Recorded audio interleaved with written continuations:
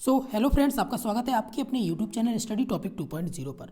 Friends, आज हम बात करने वाले हैं, आपका ये पेपर रहेगा आपका 22 दिसंबर का। जी हाँ फ्रेंड्स, आपका पेपर ये 22 दिसंबर का रहने वाला है और 22 दिसंबर के आज हम हिंदी के टॉपिक को लेकर आए हैं। जी हाँ फ्रेंड्स, आपका जो हिंदी का सेक्शन था उसको लेकर आए हैं, क्योंकि आप ही लोगों के काफ़ी फ्रेंड्स के कमेंट आ रहे थे कि सर हिंदी का पेपर भी आप सॉल्व करवा दीजिए। तो फ्रेंड्स, अब मैं लेकर आ गया हूँ आपके हिंदी के पेपर की आंसर की, तो हम इसको अच्छे से सॉल्व करेंगे। और फ्रेंड्स, जिस भी क्वेश्चन में अगर हमें भी कुछ डाउट होगा तो हम आपको क्लियर कर देंगे कि इस क्वेश्चन में इसका ये आंसर हो सकता है। ठीक है फ्रेंड्स, चलिए शुरू करते हैं। फ्रेंड्स, अगर आप चैनल पर नए हैं तो चैनल को अभी जाके सब्सक्राइब कर लें और टेलीग्राम ग्रुप को अभी जाके ज्वाइन कर लें, क्योंकि फ्रेंड्स आपके कोई जानने वाले हैं, अगर उनका भी कोई पेपर है तो आप हमें कमेंट कर सकते हैं, हम उनका भी पेपर सॉल्व करवा देंगे। चलिए फ्रेंड्स, शुरू करते हैं। तो फ्रेंड्स, हमारा ये सबसे पहला जो एक गद्यांश दे रखा है कि जीवन का अर्थ है बुद्धि अर्थात विस्तार और विस्तार ही प्रेम है। ये वाला आपका जो गद्यांश है, तो फ्रेंड्स हम इसको सिर्फ प्रश्न ही सॉल्व करेंगे। आप इसको गद्यांश को आपने पढ़ लिया होगा अगर आपने पेपर दिया है तो।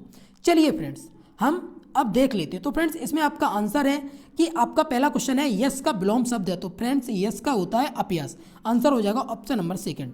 चलिए, हमारा अगला प्रश्न है कि निम्नलिखित गद्यांश को पढ़कर पूछे गए प्रश्नों के सबसे उपयुक्त उत्तर वाले विकल्प। अच्छा, ये तो आपका वही है, अनुच्छेद में अंधकार का प्रतीक है। तो फ्रेंड्स, ये जो आर्टिकल आपका दे रखा है गद्यांश, इसमें जो अंधकार है, इस अंधकार का मतलब है आपका कठिनाई। ठीक है, तो आपकी क्या है इसमें कठिनाई, आंसर होगा आपका सेकंड। चलिए, हम अगले प्रश्न में चलते हैं। हमारा अगला प्रश्न है इसी तरीके का, इसी गद्यांश का है कि कौन से व्यक्ति मृत समान है। तो फ्रेंड्स, मृत समान वो व्यक्ति हैं जिनमें प्रेम भाव का अभाव है। आंसर हो जाएगा आपका ऑप्शन नंबर थर्ड। हमारा अगला प्रश्न है प्रश्न नंबर 4।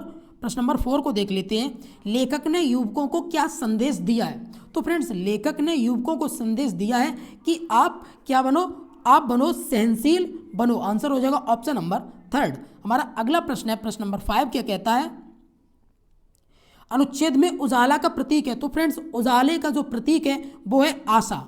आंसर हो जाएगा ऑप्शन नंबर थर्ड। हमारा अगला प्रश्न है प्रश्न नंबर 5, क्या कहता है, 6, लेखक के अनुसार जीवन में सफलता प्राप्त करने के लिए जरूरी है। तो फ्रेंड्स, इसके लिए हमारा आंसर हो जाएगा ऑप्शन नंबर फर्स्ट, निरंतर प्रयास करना। ठीक है, चलिए हमारा अगला प्रश्न है, प्रश्न हम अगला भी देख लेते हैं। तो फ्रेंड्स, हमारा अगला प्रश्न है कि दूसरों पर उपकार करना है, ये श्रेयस्कर है, स्वार्थपरता है, या फिर अनैतिक है, या फिर ये दया है। तो फ्रेंड्स, हमारा इसका आंसर हो जाएगा ऑप्शन नंबर फर्स्ट, श्रेयस्कर है। ठीक है, चलिए हमारा अगला प्रश्न है प्रश्न नंबर 8, कौन सा शब्द समूह से भिन्न है, संगीत, भयभीत, प्रयत्न, या फिर मृत। तो फ्रेंड्स, इसमें आपका जो संगीन, भयभीत और मृत, ये तीनों चीज़ें एक ही है, लेकिन आपका प्रयत्न है ये बिल्कुल से अलग है। तो हमारा आंसर हो जाएगा ऑप्शन नंबर थर्ड, प्रयत्न। फ्रेंड्स, आपको फिर से बता दूं कि आपके प्रश्न हो सकता है कि आगे पीछे हों, क्योंकि सेट सेम नहीं होता है। ठीक है फ्रेंड्स, लेकिन अगर आपका पेपर 22 तारीख को है तो आपका हिंदी का यही पेपर है, आपके क्वेश्चन आगे पीछे होंगे तो आप उन्हें मैच कर लीजिएगा। चलिए फ्रेंड्स, हमारा अगला प्रश्न है प्रश्न नंबर 9 कि जीवन है और मृत्यु है। तो फ्रेंड्स, जीवन और मृत्यु क्या है, तो प्रेम जीवन है और स्वार्थ भावना मृत्यु है। ठीक है, चलिए हमारा अगला प्रश्न है प्रश्न नंबर 10। प्रश्न नंबर 10 में फ्रेंड्स आपका ये पद्यांश एक दे रखा है, इस काव्यांश को जब आप पढ़ेंगे फिर इसके आंसर देंगे। तो हम तो पढ़ लिए हैं, आपको डायरेक्ट आंसर ही बताने। तो जीवन पथ पर चलते हुए का क्या भाव है, तो फ्रेंड्स इसका आंसर है जीवन जीते हुए। हमारा आंसर है ऑप्शन नंबर सेकंड। चलिए हमारा अगला प्रश्न है, कवि ईश्वर से क्या प्रार्थना कर रहा है। तो फ्रेंड्स, कवि जो है वो ईश्वर से प्रार्थना कर रहा है कि हमें सही के चयन की क्षमता देना, कि हम अपना डिसीजन जो है वो सही से ले पाए। चलिए फ्रेंड्स, हमारा अगला प्रश्न है प्रश्न नंबर 12, क्या कहता है कि निराश व्यक्ति की कौन सी क्षमताएं बाधित होने लगती हैं। तो फ्रेंड्स, इसका आंसर है ऑप्शन नंबर सेकंड, सोचने समझने की।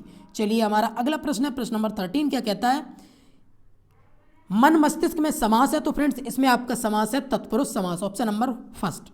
चलिए हमारा अगला प्रश्न है प्रश्न नंबर 14, क्या कहता है, कविता का मुख्य स्तर होना चाहिए। तो फ्रेंड्स, ये जो कविता है हमारी, इसका मुख्य स्तर वो है, वो आपका है जीवन, क्योंकि ये जीवन से रिलेटेड आपकी एक कविता है जिसमें आशा निराशा की बात की गई है। तो हमारा आंसर हो जाएगा ऑप्शन नंबर 4, जीवन।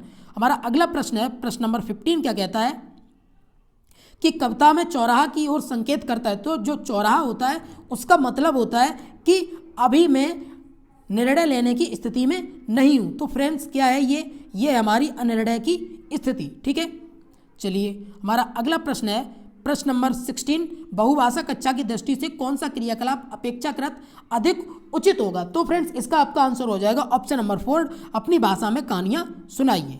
चलिए हमारा अगला प्रश्न है प्रश्न नंबर 17, भाषा के दो पक्ष होते हैं, एक संरचनात्मक पक्ष होता है और दूसरा हमारा होता है भावनात्मक। ठीक है, आंसर हो जाएगा हमारा ऑप्शन नंबर 3। चलिए हमारा अगला प्रश्न है प्रश्न नंबर 18, क्या कहता है, जिन बच्चों को पढ़ने में कठिनाई होती है वे डिसलेक्सिया, ऑप्शन नंबर 3, डिसलेक्सिया से प्रभावित होते हैं। हमारा अगला प्रश्न है प्रश्न नंबर 19, भाषा आकलन का उद्देश्य नहीं है। तो फ्रेंड्स भाषा आकलन का क्या उद्देश्य नहीं है, बच्चों को उत्तीर्ण और अनुत्तीर्ण करना। हमारा आंसर हो जाएगा ऑप्शन नंबर 3। चलिए हमारा अगला प्रश्न है प्रश्न नंबर 20, भाषाई क्षमता के आकलन की दृष्टि से निम्न में से कौन सा प्रश्न सर्वाधिक उचित है। तो फ्रेंड्स इसमें से आपका जो सर्वाधिक उचित है वो है चूहा टोपी क्यों पहनना चाहता था। ठीक है, ये हमारा आंसर इसमें हो जाएगा। चलिए हमारा अगला प्रश्न है प्रश्न नंबर 21, किसी भी पाठ के अंत में दिए गए अभ्यास एवं गतिविधियां बच्चों की मदद करती हैं।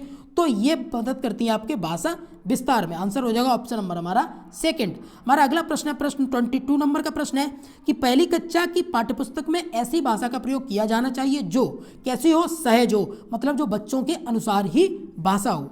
ठीक है, हमारा अगला प्रश्न है प्रश्न नंबर 23, क्या कहता है कि भाषा शिक्षक के रूप में आप किसे सर्वाधिक महत्वपूर्ण मानते हैं। तो फ्रेंड्स इसमें जो आपका आंसर है वो आपका आंसर रहेगा इसमें 4th संसाधन सामग्री को। चलिए हमारा अगला प्रश्न है प्रश्न नंबर 24, क्या कहता है कि विद्यालय की पाठ्यचर्या सहगामी क्रियाएं ऐसी हों जो बच्चों को अवसर दें।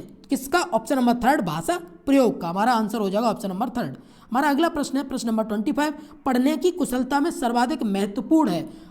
पढ़ने की जो कुशलता होती है उसके लिए हमें सबसे पहले अपना क्या लिपि ज्ञान होना चाहिए, हमें पता होना चाहिए कि हमारी ये किस भाषा में लिखा हुआ है, हिंदी, अंग्रेजी, उर्दू, फारसी वगैरह वगैरह। ठीक है फ्रेंड, चलिए हमारा अगला प्रश्न है प्रश्न नंबर 26, प्राथमिक स्तर के बच्चों के लिए कहानियों का चयन करते समय सबसे कम महत्वपूर्ण बिंदु जो है वो आपका कौन सा होने वाला है। तो फ्रेंड्स इसमें आपका कहानी की लंबाई व विस्तार और कहानी का कलेवर। तो फ्रेंड्स ये जो कहानी का कलेवर है इसके बारे में इसका अर्थ समझ में नहीं आया है, तो फ्रेंड्स इसमें थोड़ा सा डाउट है, लेकिन इसमें आपका अगर आंसर मेरे हिसाब से होगा तो इसमें 2nd होगा, कहानी की लंबाई व विस्तार। ठीक है, चलिए हमारा अगला प्रश्न है भाषाई क्षमता के विकास में सर्वाधिक महत्वपूर्ण है। तो फ्रेंड्स इसमें है अंतः क्रियाएं, ऑप्शन नंबर 3।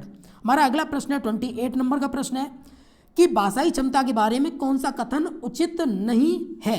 तो फ्रेंड्स बात की जा रही है यहाँ उचित नहीं है, तो इसमें हमारा आंसर हो जाएगा भाषाई क्षमताएं एक क्रम में नहीं सीखी जाती। ठीक है फ्रेंड्स, चलिए हमारा अगला प्रश्न है, इसमें लिखा है नहीं सीखी जाती लेकिन सीखी जाती है। ठीक है, चलिए हमारा अगला प्रश्न है, विद्यालय आने से पूर्व बच्चों के पास अपनी भाषा संपदा तो होती है लेकिन सचेत जानकारी नहीं होती। किसकी, तो फ्रेंड्स वो जानकारी नहीं होती उन्हें व्याकरण की। आंसर हो जाएगा ऑप्शन नंबर 2।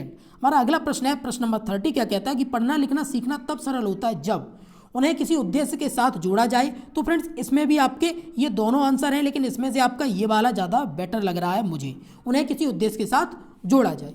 ठीक है फ्रेंड्स, तो ये तो थे आपके हिंदी के आज के 30 प्रश्न जो मैंने आपको सॉल्व करवा दिए हैं, और ईवीएस के भी मैंने प्रश्न आपको 22 तारीख के सॉल्व करवा दिए हैं। उसकी भी वीडियो में मैं इस वीडियो के डिस्क्रिप्शन में लिंक दे दूंगा, आप वहाँ से जाकर अपने ईवीएस के प्रश्न भी चेक कर सकते हैं। तो फ्रेंड्स ये सेशन आपको कैसा लगा आप हमें कमेंट सेक्शन में जरूर बताएं, और हमें ये जरूर बताएं कि आपके कितने क्वेश्चन सही हुए। चलिए फ्रेंड्स, हम बहुत जल्दी मिलते हैं अगले नए वीडियो में नए सेट के साथ। तब तक के लिए नमस्कार and bye bye, take care.